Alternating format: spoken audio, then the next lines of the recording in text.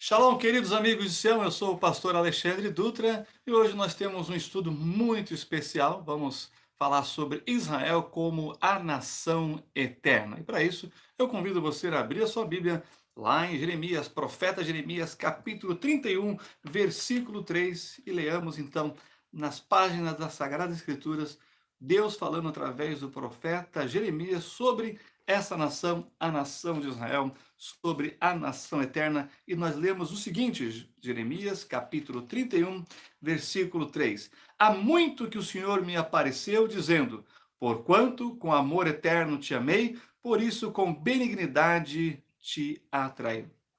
Por que Israel é chamada de a nação eterna? Porque o amor de Deus para com esse povo é um amor eterno. O Deus eterno derrama e manifesta o seu amor eterno para com a nação de Israel. Mas surge uma pergunta, afinal de contas, que povo é esse? Quem é esse povo? Esse é o povo da promessa. Quando nós pensamos no povo judeu, na nação de Israel, nós temos que voltar a dias antigos, lá no passado, há milênios atrás, para falarmos de alguns personagens bíblicos maravilhosos que até o dia de hoje inspiram fé e levam o povo de Deus a confiar ainda mais no Senhor. Do quem nós estamos falando? Estamos falando dos patriarcas Abraão, Isaac e Jacó. E para isso eu convido você agora a ir comigo lá para Gênesis capítulo 12 e vamos ler os versículos de 1 a 3. E aqui nós temos umas principais passagens para estabelecer justamente essa relação de Deus para com esse povo que ele mesmo, o próprio Deus, vai criar. Então, quando pensamos no povo de Israel, na nação eterna, está ligado com esses primeiros versículos iniciais aqui, essas primeiras falas de Deus com Abraão, chamando para essa proposta maravilhosa de dependência de Deus, de obediência e de fé ao único Deus vivo e verdadeiro. Então, acompanhe comigo. Gênesis capítulo 12, versículos de 1 a 3, diz assim: Ora, o Senhor disse a Abrão, sai-te da tua terra, da tua parentela e da casa de teu pai para a terra que eu te mostrarei. E far-te-ei uma grande nação, e abençoar-te-ei e engrandecerei o teu nome, e tu serás uma bênção. E abençoarei os que te abençoarem, e amaldiçoarei os que te amaldiçoarem, e em ti serão benditas todas as famílias da terra. Aqui nós temos as origens, né, do povo de Israel, o chamado de Deus a Abrão, que crê, obedece e segue em direção à orientação da voz de Deus, da presença de Deus na sua vida, e vai sair lá de Ur dos Caldeus, vai subir ali o Eufrates, chegar na Síria e depois descer para a terra de Canaã. Mas quando pensamos, né, nos patriarcas Abraão, Isaac, Jacó e as matriarcas Sara, Rebeca, Leia e Raquel, nós vemos o agir de Deus sobre esse povo. Primeiro, vamos pensar aqui na condição de Abraão e Sarai. Nós estamos falando aqui, né, de Abraão que tinha a sua esposa Sarai e que era estéril, que não lhe dava filhos, né? E interessante, porque quando nós pensamos na esterilidade na Bíblia, e sobretudo nessa questão vital, né, de se procriar, de se criar e ter os filhos para manter o nome, como ter uma nação, como ser uma nação, como Deus prometeu, né? Aqui fartia uma grande nação sem descendência. Ora, Deus já estava, né, planejando, projetando fazer um milagre na vida de Abraão e de Sarai. É interessante que Deus vem trabalhando com eles durante 25 anos, e Deus muda o nome de Abraão para Abraão, né? Abraão quer dizer pai exaltado, elevado, para Abraão, pai de uma multidão, e Sarai, né, que é minha princesa, para apenas Sara. Então, olha que interessante, Sarai, parece que esse i no finalzinho, né, é tirado como deveria ser o impeditivo para ela gerar, né? É um trocadilho aqui com a palavra em hebraico. Então, Sarai, minha princesa, passa a ser apenas princesa. Talvez a ideia aqui é algo que não seria mais exclusivo para aquilo que seria mais aberto para as nações, né? E assim nós temos a matriarca, a primeira matriarca da nação de Israel, daquilo que vai vir a ser a nação de Israel. Bem, Sarai é estéril, Deus opera um milagre e Sarai engravida com 90 anos de idade, já tinha acabado o ciclo, né, fértil dela, menstrual, e ela não ovulava mais, mas ainda assim Deus operou esse milagre. Depois nós vamos entender isso daqui.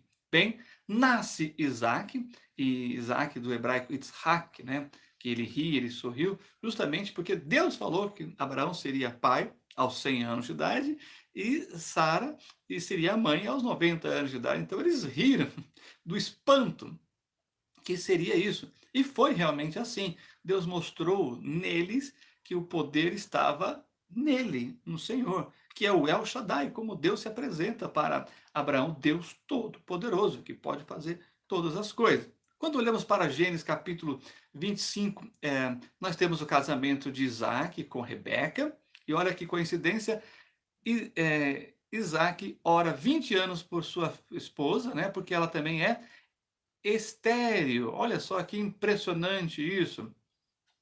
E ela vai dar à luz. E a bênção vem em dobro, porque Rebeca se vê grávida de gêmeos. E aí nós temos a figura dos personagens Esaú e Jacó. E é interessante, né? Porque Jacó recebe esse nome, porque quando foi tirado Esaú, ele segurou no calcanhar de Esaú, querendo, né, sair junto ou sair na frente, puxando ele para baixo. E ele recebeu esse nome. Yaakov, em hebraico, é aquele que segura no calcanhar, né? Aquele que pega no calcanhar. E depois teve a ideia de, né, aquele, já de uma forma mais pejorativa, né? Quando você pensa no nome Yaakov, Jacó, de forma mais pejorativa, o usurpador. Então, tem essa conotação negativa, porém, Deus vai mudar o nome de Jacó, mas isso daqui a pouco. Nascem os gêmeos, nós sabemos da história. Esaú preferiu o mundo, né, a glória do mundo, não quis seguir os caminhos do seu pai e vendeu a sua primogenitura para Jacó por um prato de lentilhas. E aí nós temos a promessa passada, a bênção da promessa passada para Jacó, que é ameaçado de morte. E ele foge então para se encontrar com os parentes da sua mãe, né, lá em Padã Arã, na região do Líbano, para cima, um pouco do Líbano, mais voltado para a Síria, melhor dizendo. E lá, então, ele se apaixona por Raquel, e aqui eu estou resumindo essa história, né, dos patriarcas e das matriarcas, e nós conhecemos muito bem a história. Jacó trabalha 7 anos para casar com Raquel, porque ele se apaixona à primeira vista, e aí o que acontece? Na noite de núpcias ele casa-se com Leia. Bom, por que ele só foi descobrir no dia seguinte? Né? Porque o costume do casamento na época, né, bíblica, aí do período do Oriente Médio, né, do Antigo Oriente Próximo, é então o uso do véu, que atualmente está meio em desuso. Mas olha que interessante. Depois dessa situação que Jacó trabalhou por Raquel e acabou tendo a sua primeira noite de núpcias com Leia, hoje nós temos um costume, né, já há algum tempo, de quando a noiva vem com o seu véu, o que acontece? O pai traz a noiva, né, até ali, né, próximo do altar, e o noivo vai lá, cumprimenta, né, o futuro sogro, e o que ele faz? Ele tira o véu da noiva para ter certeza se é ela mesmo. Então, daí vem esse costume, no caso de Jacó, provavelmente, não é? Para ter certeza se é essa mesma a noiva prometida. Bem, nós sabemos o que Labão vai dizer. Labão vai dizer para Jacó assim, aqui não é assim, não se dá a mais nova, né, no lugar da mais velha, não. É a mais velha primeiro, e aí você sabe a situação, ele vai trabalhar mais 7 anos, depois daquela semana de casamento com Leia, né, do período dela de casamento, ele vai se casar com Raquel, e aí então Deus concede os filhos de Jacó, que vão ser 12 homens e uma menina, a Diná. Né? Olha que interessante. Raquel também é estéril, não pode ter filhos. E aqui nós temos um outro agir de Deus. Percebam que Deus vem fazendo milagres após milagres na questão da gestação, desfazendo a esterilidade, algo que nós sabemos, né? Não tem cura, é algo só realmente um milagre de Deus. Temos todo o avanço da ciência na atualidade, mas essa questão é realmente muito séria e mostra ali o milagre realizado por Deus. Bem, voltando agora para Jacó e seus filhos. Ele tem 10 filhos, né? Com Leia e as suas duas concubinas, né? Mas Raquel não pode dar filho. Então ela vai pedir para ele um filho, pelo amor de Deus. E ele vai dizer: por acaso estou eu no lugar de Deus? Eu não posso fazer isso, só Deus. E Deus ouve a oração de Raquel. E ela então engravida. E qual que é o nome que ela dá para o seu primeiro filho? José, do hebraico, né? Yosef. E o que quer dizer Yosef? Olha só que interessante. Ela não tinha nenhum filho, ela não podia ter filho. Quando Deus concede, ela dá o nome de José. O que quer dizer José? Que Deus me acrescente. Ou seja, ela queria ter mais filhos, porque não tinha nenhum, agora quer ter mais filhos. E isso vai acontecer. Ela vai engravidar, né, no passar do tempo, de Benjamim. Porém, Raquel vai morrer no parto. Nós conhecemos a história. Antes de morrer, ela diz o nome do menino. Benjamim não se chamaria Benjamim se dependesse de Raquel, a mãe. Benjamim, o nome, quem deu foi o pai, Jacó. Mas qual foi o nome que Raquel deu para o seu filho? Benoni, que quer dizer filho da minha morte. Então, olha só que chocante isso aqui. Jacó olhando, pensando, analisando, disse: nós vamos ter problema com isso aqui, esse menino vai crescer traumatizado, vamos ter que fazer terapia, levar para tratamento psicológico, vamos mudar o nome desse garoto. Porque imagina o sofrimento e o bullying na escola. Qual é o seu nome? Matei minha mãe. Ora, é o que quer dizer Benoni. Então Jacó muda para Benjamim.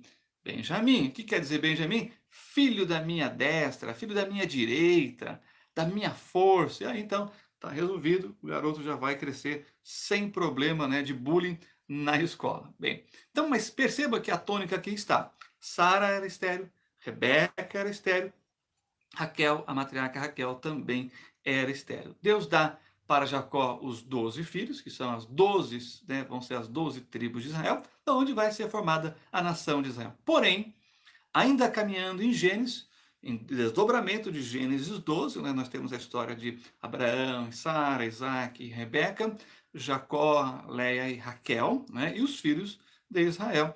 Porém, o Senhor então toca o coração de Jacó e ele decide voltar para a terra prometida, para a herança dos seus pais, né, Isaac e Abraão. E olha que interessante isso aqui. Ele tem que passar pelo reino do seu irmão, Esaú, que agora já tem um reino, que é o reino de Edom, uma nação já estabelecida, né, que ele fundou é, ali na região próximo do Mar Morto, né? E olha só que interessante, Jacó tem que enfrentar o seu irmão. E o seu irmão disse, quando ele fugiu de casa, né, quando ele foi buscar a bênção, né, já arrependido, né, de ter feito o que fez, né, e o seu pai, né, Isaac, já não tinha mais a bênção para ele, deu outros tipos de bênção, mas não a bênção espiritual que ele, naquele momento, estava querendo, embora anteriormente tenha rejeitado. Então, e agora? Ele falou que depois que seu pai, né, morresse, ele iria matar o Jacó, seu irmão, né, que, no pensamento dele, usurpou ali o seu direito à primogenitura. Bem, o que acontece então? Jacó manda presentes para Esaú, ele alinha o gado, os servos, né? Depois as filhas e as esposas, e ele vai se encontrar por último com Esaú. Qual que é a ideia de enviar presente? É amaciar o coração dele, né? Aliviar a tensão, o ódio, né? Exatamente tentar quebrar essa questão aí através de presentes. E olha só, Esaú não aceita e vai marchando com o seu exército em direção a Jacó. Então o que ele faz? Na noite anterior, está lá em Gênesis capítulo 32, né? Ele vai orar. No vale de Jaboque, quem ele encontra? O anjo do Senhor. E eles têm uma luta, e então o anjo toca a parte de trás de Jacó, ali aproximadamente, provavelmente o nervo ciático, que é o que nós entendemos, né? Que aconteceu, e ele agarra o anjo e pergunta pelo seu nome, e o anjo do Senhor diz, não, qual é o seu nome? Ele diz, Jacó. Não se chamará mais Jacó, você se chamará agora Israel, porque você tem lutado com Deus e com os homens e prevalecido. Olha que palavra maravilhosa. Deixa eu dizer uma coisa, abrindo um parênteses aqui. Israel é a única nação no mundo que tem o nome de Deus, porque esse El no final, El, né, a pronúncia do hebraico, quer dizer Deus, Deus no singular. E olha só, Israel é uma, não conheço outra nação, aliás, tem uma ou outra nação, mas Israel é uma das poucas nações que tem o nome de um homem, né? Nós temos geralmente um nome mais genérico, porque são vários personagens ali, povo, vários homens e mulheres que fizeram aquela nação, mas então se dá um nome genérico. Israel é uma das poucas nações que tem o nome de um homem para a nação, tá certo? A nação é o nome de uma pessoa.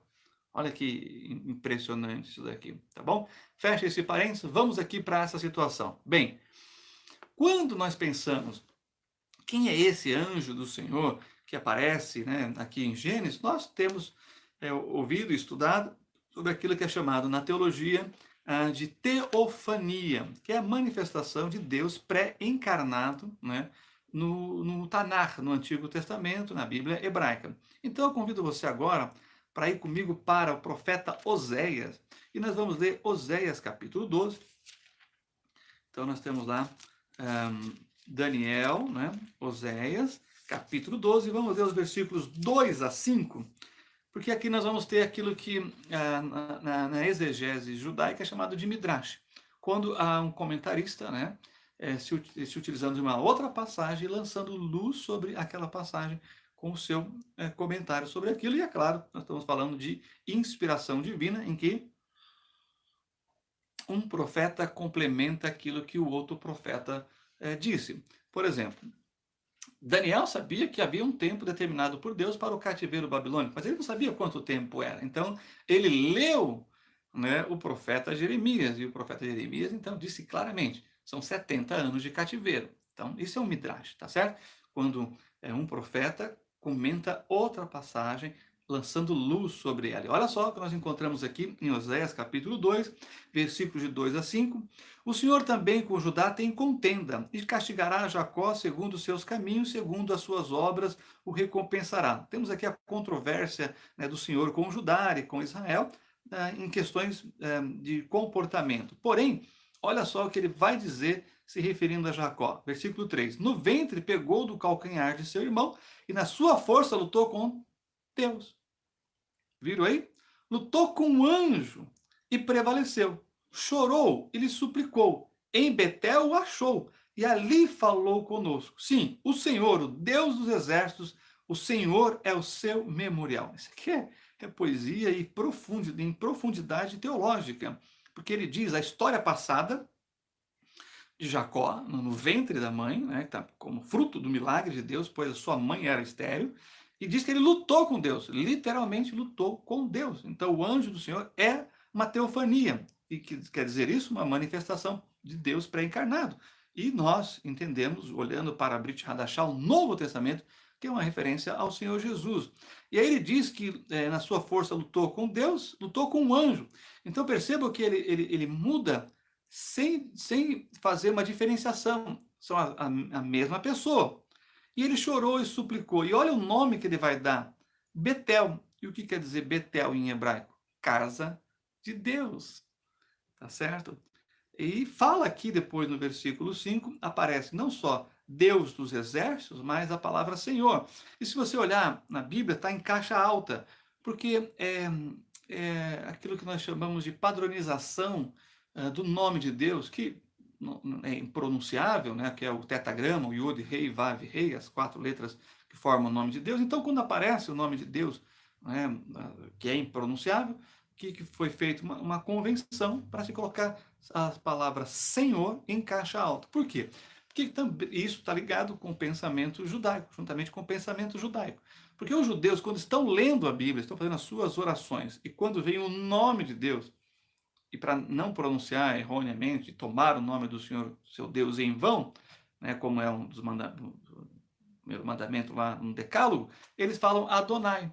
E Adonai quer dizer Senhor. Na verdade, Adonai quer dizer meus senhores, mas aí já é uma outra oportunidade. Literalmente, Adonai quer dizer meus senhores, mas isso é um outro assunto. Vamos ficar aqui com esta questão.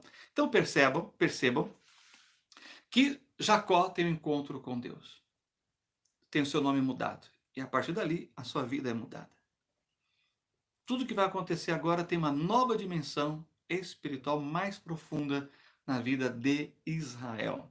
E algumas coisas aqui nós precisamos destacar. A primeira delas é que, por causa desse evento, os judeus não comem a parte de trás do boi. Sabe a carne de primeira? Eles não comem, eles só comem a parte do meio para frente, a carne que nós chamamos de carne de segunda aqui no Brasil, por causa desse evento. Olha a dimensão desse encontro que Jacó teve com o Senhor, né, o anjo do Senhor, e que vai refletir até os dias de hoje na vida dos seus descendentes. Outra coisa é que agora ele está pronto para lidar com seu irmão. Ora, ele acabou de lidar com o Senhor dos Exércitos, né? O Senhor, o Deus dos Exércitos. E foi abençoado por ele, porque ele disse: não te solto se você não me abençoar. E a bênção foi essa. A mudança de nome implicava ali não só uma mudança de nome, mas uma mudança de caráter na vida de Jacó. Isso é essencial para entendermos Israel, a nação eterna, tá certo? Então, quando nós pensamos nisso, nós vamos ver agora o próximo passo de Jacó, que é encontrar o seu irmão. E ele vai lidar com Esaú, que prometeu lhe matar quando o pai deles, né, tivesse morrido. E agora? Eles vão se encontrar. E ali, irmãos, um abraçar, um constrangimento maravilhoso de perdão, na verdade, né? E que é tremendo. Eles se abraçam, eles se beijam, eles choram. E Esaú faz uma proposta para Jacó: fica comigo, reina comigo, eu já tenho um reino aqui, vamos expandir isso. Ele diz: não, muito obrigado. E aí então, olha só, tem duas frases que eles dizem que é impressionante. O Esaú diz para ele assim: Ani yesh li arbe, eu tenho muito, fica comigo. Aí o que Jacó diz? Tendo menos que Esaú, ele disse: yesh li kol, eu tenho tudo. Olha só, depois da experiência que ele teve com Deus, ele pode dizer: eu tenho tudo. Embora Esaú tivesse mais do que ele, depois de ter o encontro com Deus, ele pode dizer: Yesh li kol, eu tenho tudo. Com Deus nós temos tudo, não é verdade? Que coisa maravilhosa essa frase. Bem, sabemos também que Deus então concedeu para Jacó, em rumo à Terra Santa, né, à Terra Prometida, melhor dizendo, os seus 12 filhos. E as 12 tribos de Israel vão formar a nação de Israel. E para cada uma das tribos, Deus tem uma promessa. Porém, eu quero ler a promessa que Deus fez através de Jacó para o seu quarto filho, que é o Judá. E Judá, olha que bonito, quer dizer louvor. Cada um dos nomes, né, dos filhos de Jacó tem um significado. E além da bênção profética que Jacó vai dar para cada um, que vai acontecer na história deles. Mas eu quero chamar a sua atenção para o quarto filho, porque é esse que vai, da onde vai vir a realeza de Israel, o cetro, né? E da onde vai vir o Messias, tá bom? Então, leia comigo, Gênesis agora 49, versículos 8 a 12, diz assim: Judá, a ti te louvarão os teus irmãos, a tua mão será sobre o pescoço de teus inimigos, os filhos de teu pai a ti se inclinarão. Percebo então que Judá vai se sobressair as outras tribos, embora o preferido de Jacó, nós sabemos, é José, e Rúben, por causa do seu pecado, não pôde herdar a herança do pai. Mas olha só quem que Deus escolheu. Deus escolheu Judá, a tribo de Judá. Olha o versículo 9. Judá é um leãozinho, da presa subiste, filho meu. Encurva-se e deita-se como um leão, e como um leão velho, quem o despertará?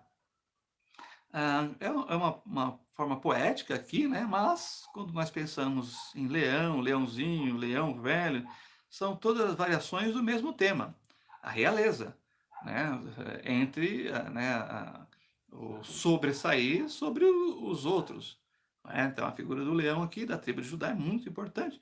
Vai aparecer no Apocalipse, se referindo a Jesus, inclusive. Agora no versículo 10, aí ele já vem, é mais específico.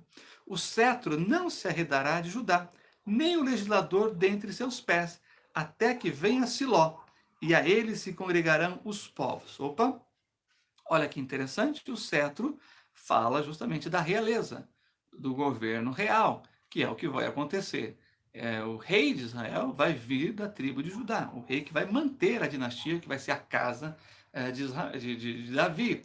Né? Nós sabemos que o primeiro rei de Israel foi Saul, e ele era da tribo de Benjamim. Porém, a promessa de Deus era para com a tribo de Judá. E aí nós temos o segundo rei de Israel, que é Davi, que é da tribo de Judá. E quando fala da legislação, dentre os seus pés, essa preocupação em se cumprir a lei, né, se estabelecer a lei, aliás, se seguir a lei que já foi estabelecida por Moisés, tá certo?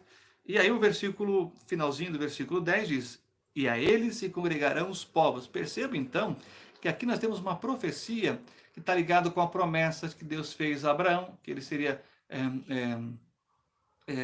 que ele abençoaria todas as nações da terra. Em Isaac também diz isso, que ele seria uma bênção para os povos. Para Jacó também é dito isso, e agora é dito isso para Judá.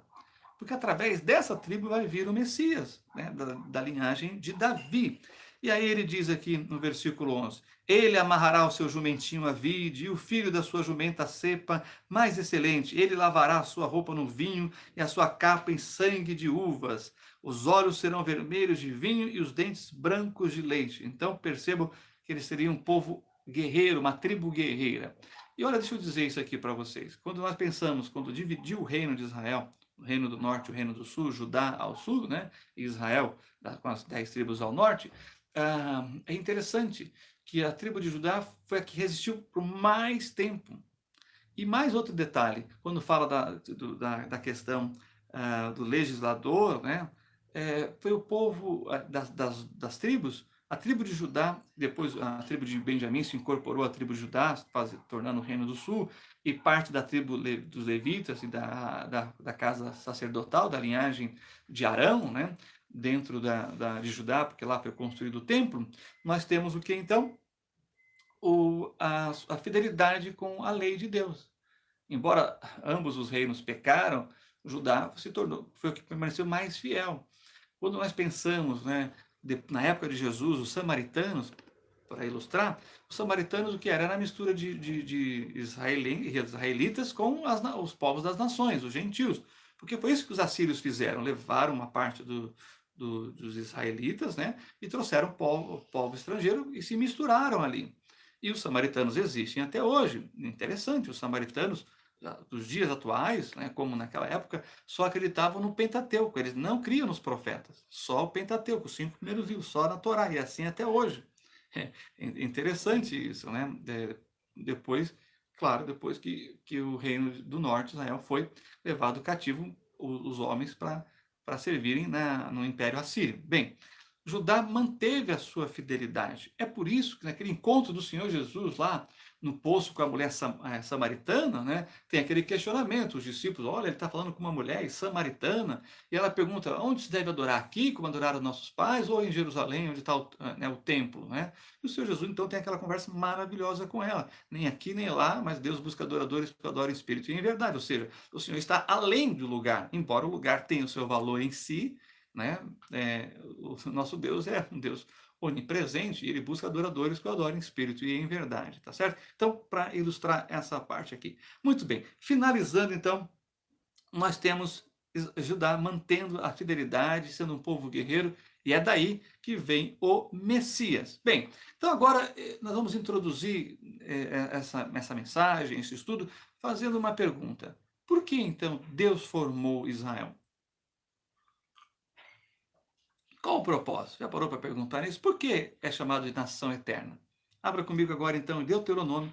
Nós vamos ter 2 textos para explicar isso biblicamente, vamos ver isso também na história. Então vamos lá. Deuteronômio capítulo 7, versículos 6 a 8, nós temos aqui Deus formando a nação de Israel e ele explica por quê e qual o propósito, e vamos ver isso depois no profeta Isaías. Então acompanhe comigo Deuteronômio capítulo 7, versículos 6 a 8. Porque povo santo és ao Senhor teu Deus. O Senhor teu Deus te escolheu para que lhe fosses o seu povo especial, de todos os povos que há sobre a face da terra. Olha aí. O Senhor não tomou prazer em vós, nem vos escolheu, porque a vossa multidão era mais do que a de todos os outros povos, pois vós éreis menos em número do que todos os povos, mas porque o Senhor vos amava, e para guardar o juramento que fizeram a vossos pais. O Senhor vos tirou com mão forte e vos resgatou da casa da servidão, da mão de Faraó, rei do Egito. Perceberam aqui a razão? Deixa eu dizer aqui uma anedota que os judeus contam, que acho que serve para ilustrar. Quando Deus diz através de Moisés, olha, não foi porque vocês eram mais poderosos, mais fortes, mais numerosos que eu escolhi, mas por causa da promessa. Então, o judeu tem uma anedota que é a seguinte: Deus ofereceu, né, para os egípcios, né? Olha, eu tenho aqui os meus mandamentos, a minha lei, eu quero fazer de vocês o meu povo, vocês aceitam? Aí os egípcios perguntaram assim, mas o que tem aí, né, nessa lei? Aí né, conta-se, né, que foi dito, olha, temos aqui, não terás outros deuses. Aí os egípcios dizem, não, nós temos muitos deuses, não podemos aceitar, passa.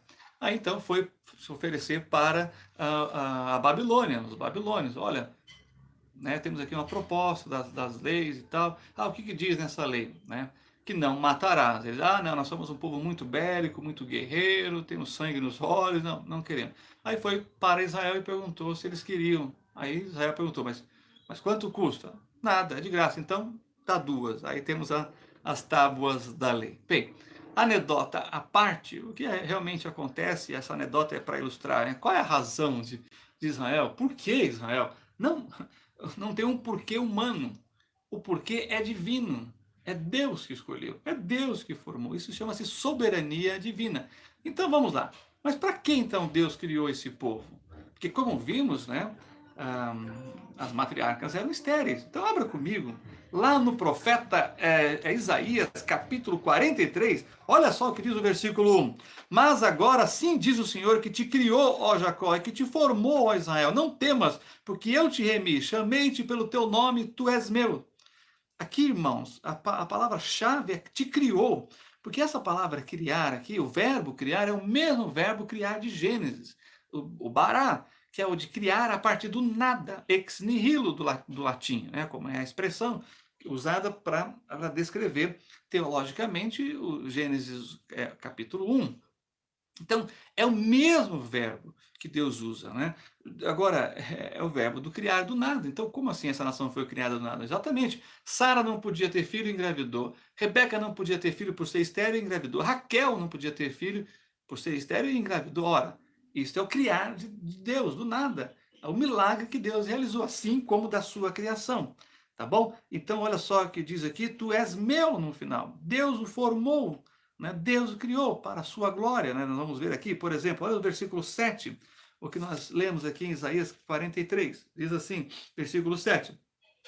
A todos que são chamados pelo meu nome, eu os criei para a minha glória. Eu os formei e também eu os fiz.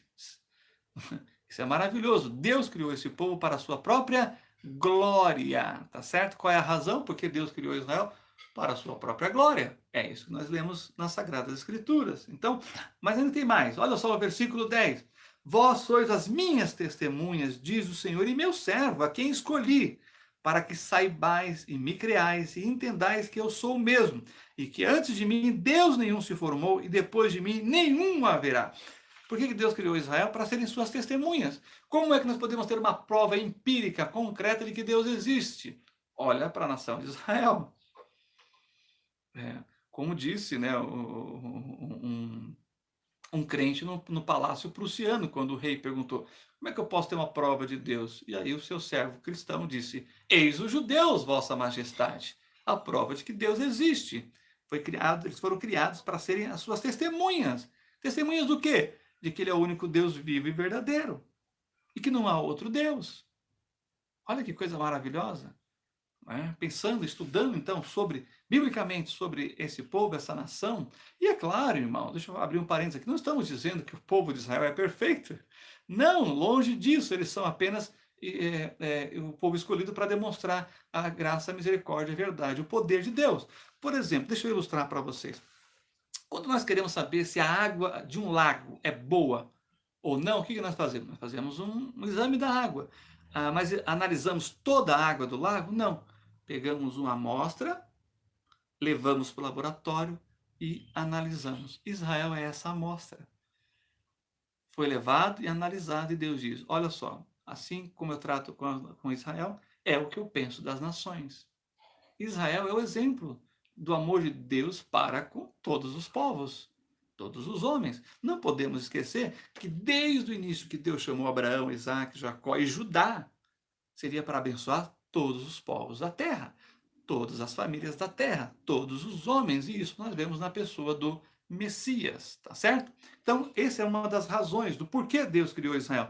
Mas também temos o versículo 14 que diz: assim diz o Senhor, vosso redentor, o Santo de Israel. Por amor de vós enviei a Babilônia, e a todos fiz descer como fugitivos, os caldeus nos navios com os que se vangloriavam. Olha só a parte que nos interessa aqui. Assim diz o Senhor, vosso redentor. Quem vai redimir Israel?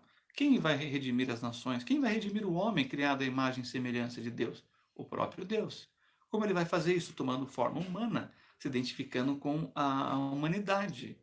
É, porque nós sabemos, o sangue dos animais apenas cobre o pecado, mas o sangue do Machia tira o pecado. Não é isso que João disse quando olhou para Jesus? João Batista olhou para Jesus e disse: eis o Cordeiro de Deus que tira o pecado do mundo. Então nós temos essa questão aqui, a palavra Goel, redentor, está ligado com esse aspecto remidor, de pagar o preço para resgatar aquilo que havia sido perdido. E muitas vezes o termo Goel é usado na compra de escravos, no mercado de escravos. Olha que coisa profunda que é isso daqui. É Deus resgatando, é Deus pagando por aquilo que havia sido perdido e trazendo para si. Isso é redimir, é resgatar, é pagar o preço, tá bom? E diz aqui o Santo de Israel. Mostra a questão do caráter de Deus. E quando nós pensamos na nossa cultura judaico-cristã, do Ocidente, que tem influenciado o mundo todo, nós temos que ter essas coisas em mente, tá bom? Agora nós vamos para um outro aspecto desse estudo, que é o seguinte: até agora nós vimos toda a ação de Deus criativa, né, sobre Israel, com seus propósitos espirituais, de abençoar a humanidade desde Abraão, de resgatar o homem caído através de apontar para o Cordeiro. É por isso que teve o tabernáculo, né, as ofertas, o sacrifício pelos pecados, o Yom Kippur, o dia do perdão, o sacrifício também para perdoar, para cobrir os pecados da nação. Mas e hoje? Como é que Deus trabalha com Israel hoje? Primeiro, vamos para a condição atual de Israel. Olha só o que diz lá em Romanos, capítulo 10. E aqui nós temos a condição atual de Israel. Olha só o que diz o apóstolo Paulo, né? Um grande judeu da tribo de Benjamim, né? Interessante isso. Olha só o que ele vai dizer. Romanos 10, de 1 a 5. Irmãos, o bom desejo do meu coração e a oração a Deus por Israel é para a sua salvação. Porque eles dão testemunho de que tem zelo de Deus, mas não com entendimento. Olha que interessante. O povo judeu até hoje tem zelo de Deus. Eu ouvi de um rabino muito interessante falando do judeu. Só existem dois tipos de judeu, disse ele. Aqueles que são a favor de Deus e aqueles que são contra Deus, mas nunca sem Deus. Umas palavras profundas essas, simples, parece assim meio jocosa, mas não. Ela tem o seu significado de profundidade, que é a condição espiritual. Às vezes tem zelo, não tem entendimento. E olha que interessante, aplicando para a igreja, nós temos acesso à informação, ao entendimento, Antigo e Novo Testamento, as duas alianças, né? Mas temos zelo? Fica a pergunta, deve-se ter zelo. Olha o versículo 3. Porquanto, não conhecendo a justiça de Deus e procurando estabelecer a sua própria justiça, não se sujeitaram à justiça de Deus. Porque o fim da lei é Cristo, para a justiça de todo aquele que crê.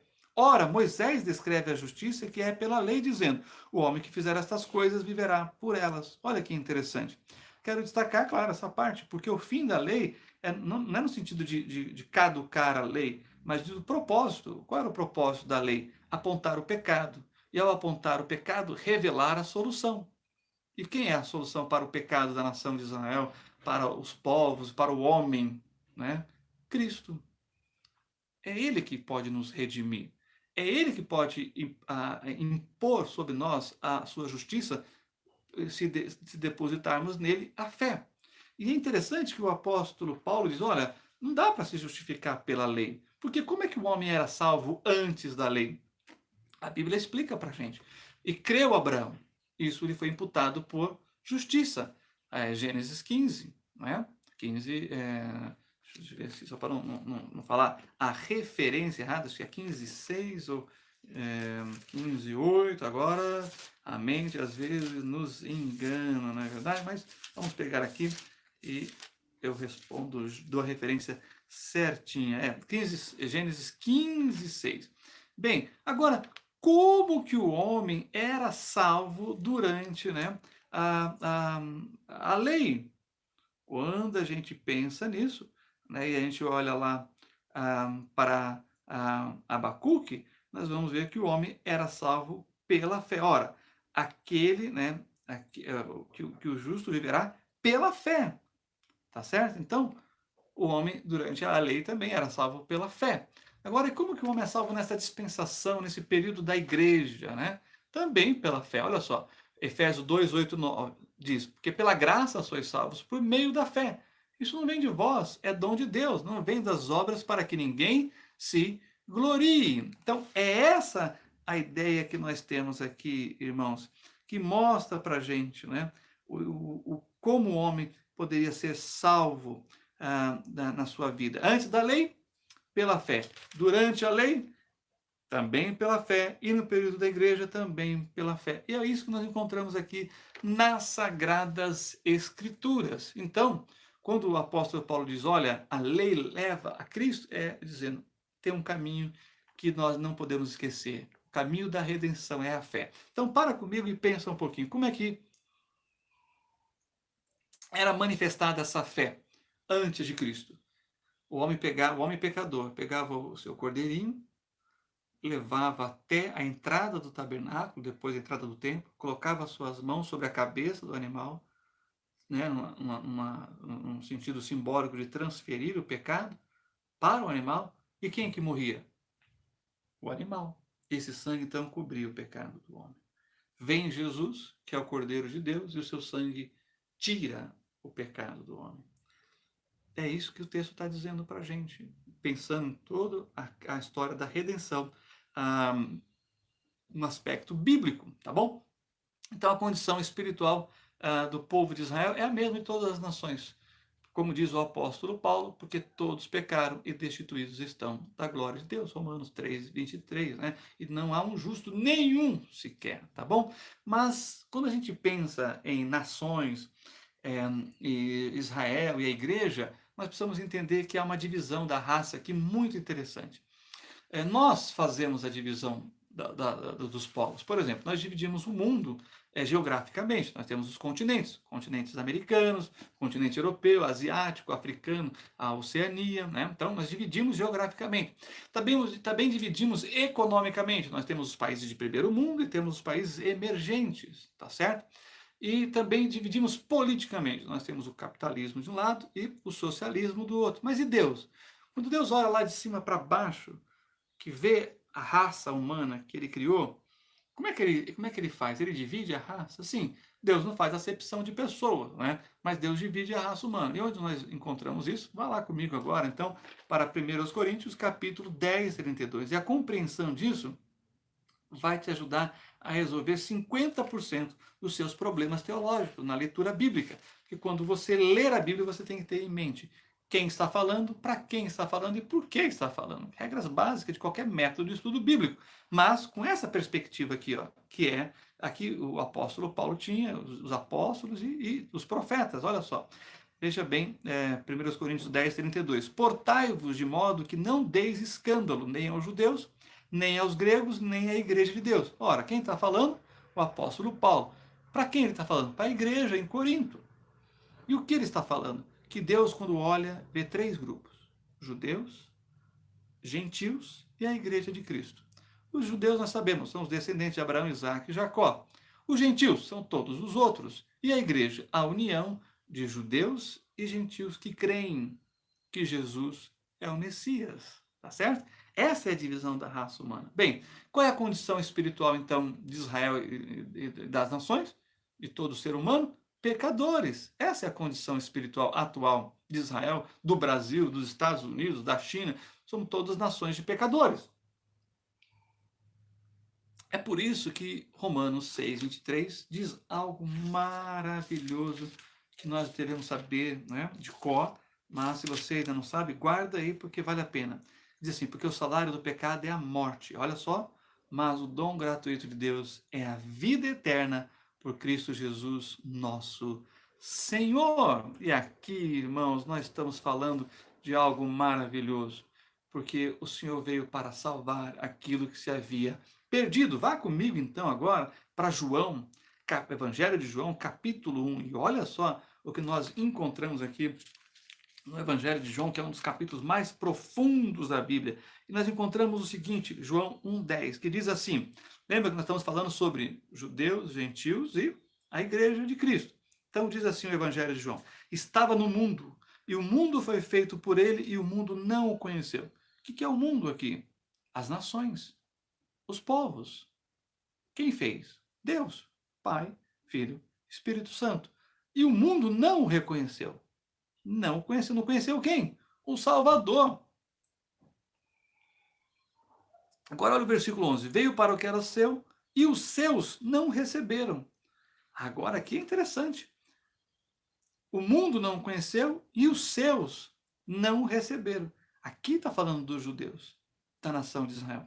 A queda de Israel, espiritualmente falando, não é?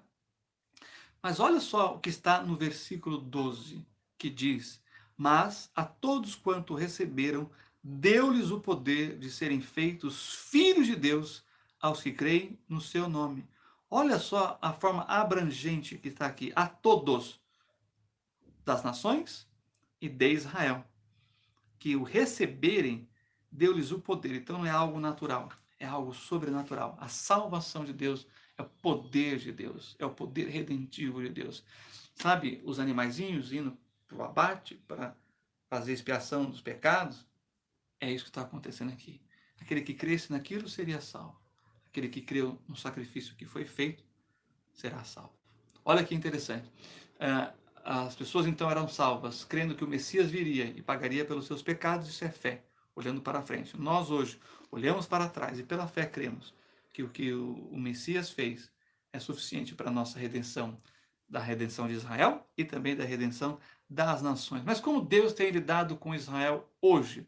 Em relação a Israel, hoje Deus tem lidado com a proteção. Em primeiro lugar, Deus tem protegido esse povo.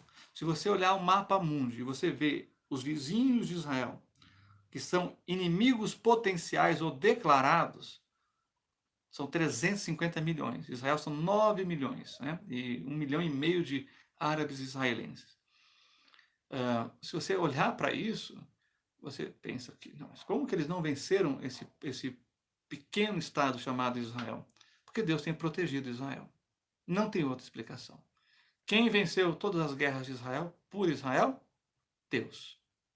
É isso que você deve reconhecer, porque de fato foi o que aconteceu. Israel é um milagre de Deus, porque Deus tem protegido essa nação, protegido da extinção no Egito, depois com os cativeiros, também, né? Não podemos esquecer do Ramã, que tentou destruir todos os judeus. Depois nós temos a Inquisição, nós temos os pogroms, nós temos o nazismo. E Deus vem protegendo esse povo. Então Deus tem lidado com Israel em relação à proteção. Segundo, Deus também tem lidado com Israel no sentido de preservação. Olha, é o único povo que viveu disperso por quase 2.000 anos e não perdeu seu vínculo com a terra. Sempre houve judeus na terra de Israel, debaixo de todos os outros impérios gentios, mas o judeu sempre esteve lá. E os judeus que foram espalhados pelo mundo sempre tiveram um vínculo com a terra de Israel. Ou seja, Deus preservou a identidade deles. Nós temos aí as tradições, e como Deus deu para eles, a Brit Milá, a circuncisão, a kasherut, a alimentação, né, restrita judaica, para separá-los diante dos outros povos mesmo, com o objetivo de identificá-los, de preservá-los, né? É uma questão de identidade que Deus tem como propósito com o povo de Israel. A questão da guarda do sábado, né? Olha, a questão da indumentária judaica, do culto judaico, tudo isso é Deus preservando a identidade desse povo. Não podemos esquecer que Jesus nasceu, cresceu, viveu, morreu, ressuscitou e voltará como judeu. Lembra que nós falamos do leão da tribo de Judá? É o Messias. E a Bíblia diz que ele voltará como leão da tribo de Judá. É claro que quando nós pensamos no povo judeu, a questão da identidade, da preservação é algo sobrenatural. Por quê? Porque, segundo os antropólogos, 500 anos de dispersão em outros povos, com outras línguas e outros costumes, um povo deixa de ser povo, menos o judeu. Continua sendo judeus. Né? Então, é interessante, quando nasce um judeu nos Estados Unidos, ele é um judeu americano, olha só. Quando nasce no Brasil, ele é um judeu brasileiro. Quando nasce na China, um judeu chinês, ele não deixa de ser judeus. Né? E aqueles que são circuncidados ao 8º dia, nem é perguntado para eles, você quer ser judeu ou não? Simplesmente é circuncidado. Essa é a preservação divina sobre esse povo, a sua identidade. Isso é muito importante. E terceiro, a salvação individual. Convido você a abrir lá novamente em Romanos, né? Uma das cartas mais teológicas do apóstolo Paulo, e ela trata aqui para a gente o passado, o presente e o futuro de Israel. Né? Romanos capítulo 9 fala do passado, Romanos capítulo 10 do presente de Israel, e agora vamos falar sobre o futuro de Israel, que é o capítulo 11. Olha só o que Deus tem feito, né, com Israel hoje, nesse presente, caminhando para o futuro, que vai ser o final do capítulo 11. Mas olha só o capítulo 11, versículo 5 primeiro. Assim, pois, também agora neste tempo, nessa dispensação da igreja, ficou um remanescente segundo a eleição da graça. Então, muitos judeus hoje, que estão vivendo nesse período chamado período dos gentios ou da igreja, né, reconhecerão Jesus como Messias, individualmente. Então, nós temos aqui uma salvação individual. Como é com cada um em cada nação? Quando a gente pensa, né, que no Nepal existem pessoas que creem no Senhor Jesus, na Índia, em países islâmicos, né, em países comunistas, onde tem toda uma restrição ao Evangelho, e você encontra pessoas que creem também em Israel, há aqueles que creem que Jesus é o Messias. Eles têm a liberdade para isso. Mas olha só, para finalizar, estamos falando da salvação individual, porém haverá a salvação da nação de Israel, porque ela é uma nação eterna. Quem será salvo? É claro, os remanescentes. Mas olha só o que diz lá Romanos capítulo 11, versículos 25 e 26. Agora falando do futuro de Israel.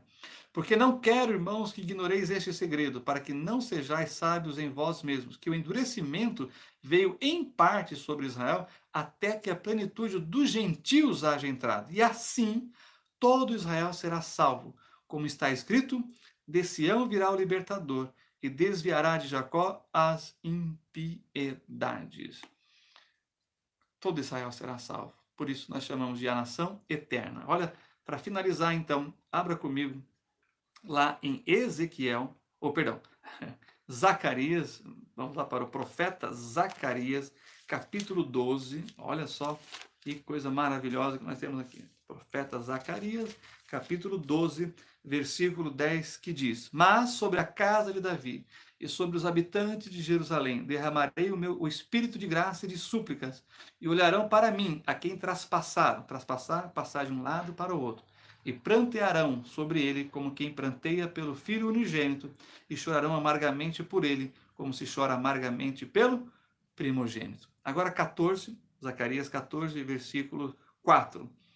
E naquele dia estarão os seus pés sobre o monte das oliveiras, que está defronte de Jerusalém, para o oriente, e o monte das oliveiras será fendido pelo meio, para o oriente e para o ocidente, e haverá um vale muito grande, e metade do monte se apartará para o norte, e a outra metade dele para o sul. Do que nós estamos falando aqui? Do Senhor que vai colocar os seus pés no monte das oliveiras. Que Senhor é esse?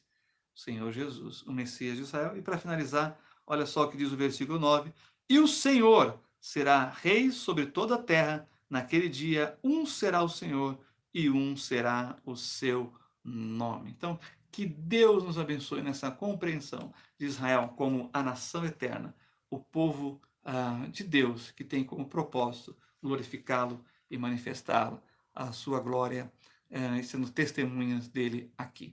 Então, que Deus abençoe a vida de cada um no nome do Mashiach, Yeshua HaMashiach, o Senhor Jesus, o Messias. Que Deus abençoe a todos os queridos irmãos, no nome do Senhor Jesus.